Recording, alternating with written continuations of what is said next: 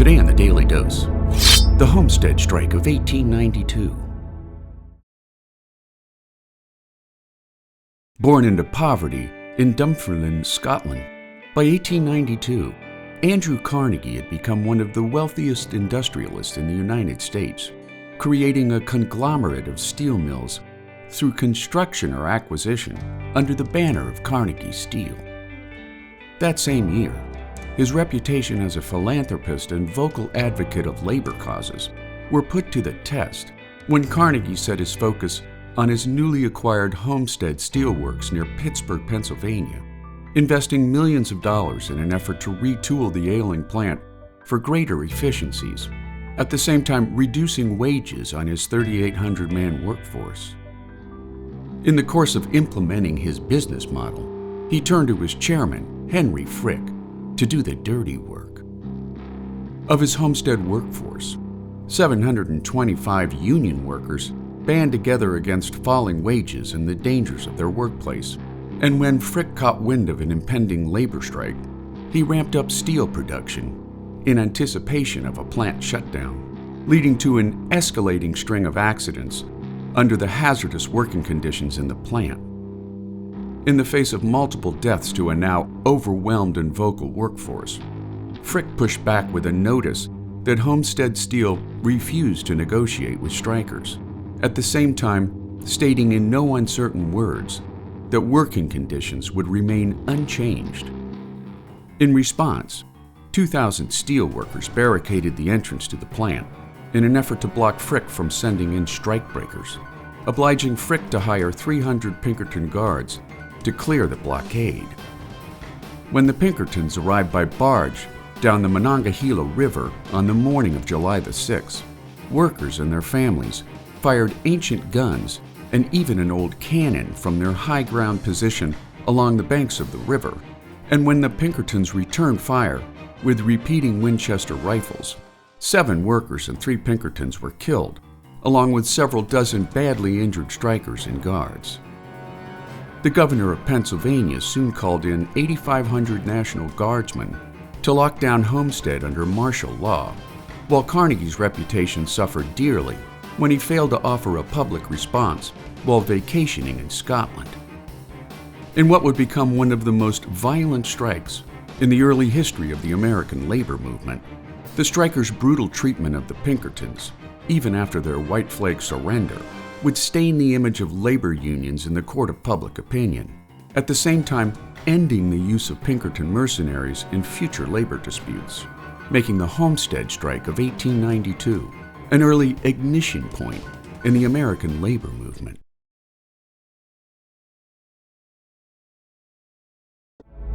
Today on the Daily Dose, the Industrial Revolution in America. Beginning in the later half of the 18th century, before ballooning in scope after the American Civil War, the Industrial Revolution in the United States witnessed a shift in production and scale of goods from handcrafted home-based businesses to machine-aided assembly line production in factories, which transformed the daily lives of Americans more than any other singular event in American history. Known as the father of the American Industrial Revolution, or Slater the traitor to the British, in 1790, Samuel Slater brought British textile technology to the United States, helping to found the first U.S. cotton mill in Beverly, Massachusetts, followed by Pawtucket, Rhode Island, leading to a concentrated rise in industrial development in the American Northeast, which in turn sparked the development of transportation systems to facilitate the precipitous rise in commerce and trade. Other advances combined with Slater's copycat technology before the divisions of the Civil War included Robert Fulton's steamboat service on the Hudson River, Samuel Morse's invention of the telegraph, and Elias Howe's invention of the sewing machine. Following the completion of the Transcontinental Railroad in 1869,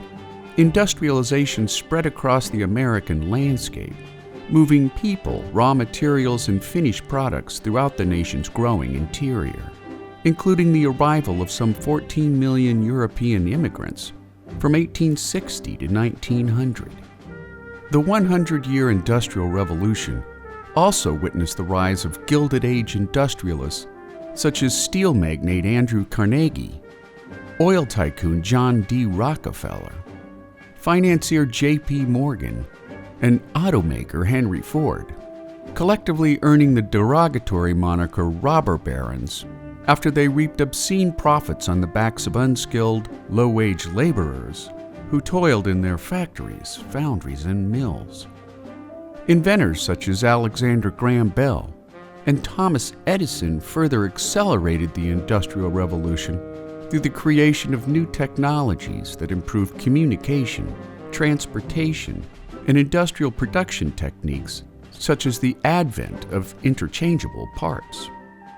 The period also witnessed a massive shift in worker demographics, as millions moved into fast-rising city slums that were unsanitary and dangerous at best. Factory working conditions were frequently filthy and hazardous for both children and adults alike, where low wages and long hours eventually led to the progressive movement in the early 20th century, ushering in labor unions and an increase in federal and state regulations, making the Industrial Revolution in America both a high and low water mark in American history. Today on the Daily Dose,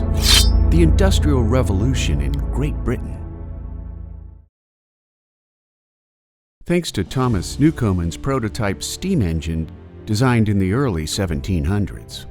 later to be improved upon by Scottish engineer James Watt with the addition of a separate water condenser, the first Industrial Revolution in Great Britain exploded in the 1830s and 40s in a way that transformed British life and landscape forever. Britain's damp climate made it an ideal haven for raising sheep, and when innovations like the flying shuttle, the spinning jenny, and the power loom came on the scene, weaving cloth and spinning yarn became much easier and faster than the pre-revolution cottage industry that required dedicated artisans. In response, some British weavers known as Luddites grew fearful that unskilled machine operators would soon threaten their livelihoods, inspiring them to break into textile factories with the intent of destroying the very machines that, in their minds anyway, threatened their existence. The steam engine also combined with the invention of interchangeable parts, creating a mechanized factory system that impacted nearly every form of manufacturing, which in turn allowed British industries to meet the growing consumer demands both at home and in their many overseas colonies. Demand for coal, steel, and iron rose dramatically during the Napoleonic Wars of 1803 to 1815, driving thousands of British workers from rural areas into newly industrialized cities such as Liverpool and Manchester, while the rise of large factories turned smaller towns into major cities over the short span of several decades. Despite brutally low wages, long hours, and oftentimes dangerous working conditions, overcrowded cities witnessed a dramatic rise in pollution, poor sanitation, and foul drinking water. And while poor and working-class people continued to struggle at the bottom, a burgeoning middle and upper class soon benefited from wide-ranging improvements in living standards and rising incomes. Britain's first industrial revolution also ushered in improvements to roadways, rail lines, and canals, creating logistic networks that vastly improved the outflow of goods from industrial hubs like never before. The Industrial Revolution also witnessed key advances in communication when in 1837, British inventors William Cooke and Charles Wheatstone patented the first commercial telegraphy system, virtually in tandem with Samuel Morse and other inventors in the United States. As steam-driven trains began to travel at higher rates of speed, Cooke and Wheatstone's sophisticated communication method proved vitally important in the area of railroad signaling. Banks and industrial financiers also rose to new prominence during the period, while mechanized factory systems ushered in refined management and logistics techniques, making the Industrial Revolution a key turning point, both good and bad, in the history of Great Britain.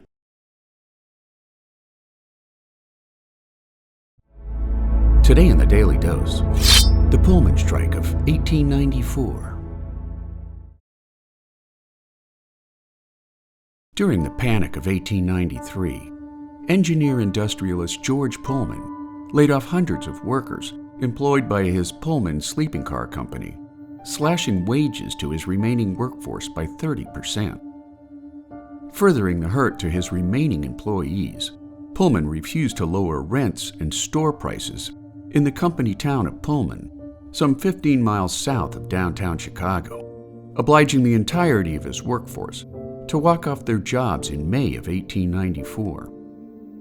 A month later, in a show of solidarity with Pullman workers, the American Railway Union, led by labor activist Eugene Debs, boycotted any train employing Pullman's luxury sleeping cars, effectively halting all rail traffic and commerce in 27 states west of Chicago. Officials from the General Managers Association, which represented Chicago-based railroad companies, petitioned the federal government to shut down the strike. And while labor unions were a major constituency of the Democratic Party, to show federal support of labor unions, Democratic President Grover Cleveland encouraged Congress to pass legislation in June, making the first Monday in September the legal holiday of Labor Day. The federal government's gesture failed to quell the violence that followed, when on June 29th, buildings and locomotives were set ablaze during a speech by Debs at Blue Island, Illinois, prompting U.S. Attorney General Richard Olney to seek a federal injunction against the strike and its leadership. A day later, Cleveland ordered federal troops to Chicago, despite angry protests from Illinois' pro-labor governor John Peter Altgeld, who had already ordered state militia troops to control the destructive actions of striking workers. Despite the governor's stance that Cleveland's orders were unconstitutional, on July the 6th, rioters destroyed hundreds of rail cars in South Chicago's sprawling rail depot, leading to a July 7th bloodbath when National Guardsmen opened fire on the angry mob, killing an estimated 70 strikers, while injuring 57 others.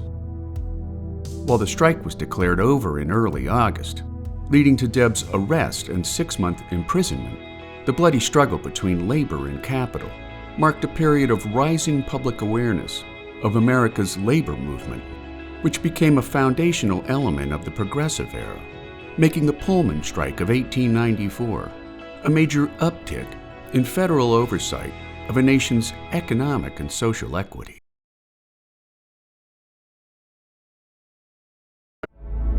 Today in the Daily Dose, the Triangle Shirtwaist Fire.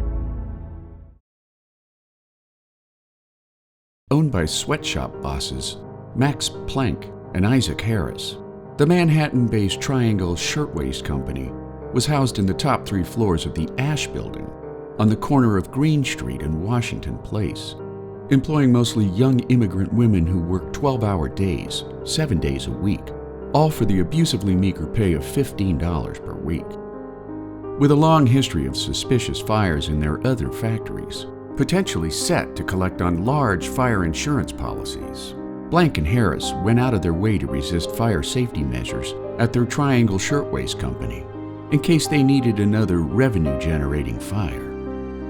Of the 4 elevators accessing the factory floors, only one was operational, and of the 2 stairways down to the street, one was locked from the outside to prevent theft, while the other stairway door opened inward.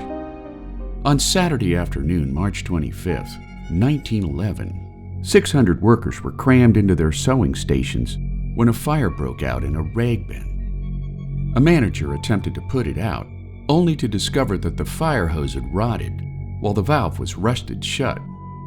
Panic ensued, as a long line of workers queued before an elevator that held only 12 passengers at a time. When it broke down amidst the heat and flames, terrified workers plunged down the shaft to their deaths. Others fled down the stairwells, only to burn to death when they reached the inoperable outside doors. Others jumped to their death from inadequate fire escapes, falling on fire hoses that made it difficult for firefighters to fight the flames. Within 18 minutes, the fire was over, leaving 146 innocent workers dead, while Blank and Harris and other top management escaped to the rooftop and jumped to safety on the roofs of adjoining buildings. In the wake of the tragedy, protests over worker conditions resulted in an April 5th march on New York's Fifth Avenue, with more than 80,000 in attendance, while city officials passed the Sullivan-Hoey fire prevention law, which called for massive changes to workplace fire prevention measures. And while Blank and Harris were brought up on manslaughter charges in the face of overwhelming evidence of neglect, they were ultimately acquitted by a grand jury. To settle the many lawsuits against them, Blank and Harris eventually paid out compensation to the victims' families of $75 per life lost, a mere fraction of the $400 per death settlement they received from their insurance company, making the Triangle Shirtwaist fire an early wake-up call for union organizers throughout the United States. And there you have it, the Triangle Shirtwaist fire, today in the Daily Dose. If you like learning something new every day, subscribe to the Daily Dose on YouTube or sign up for emails at dailydosenow.com.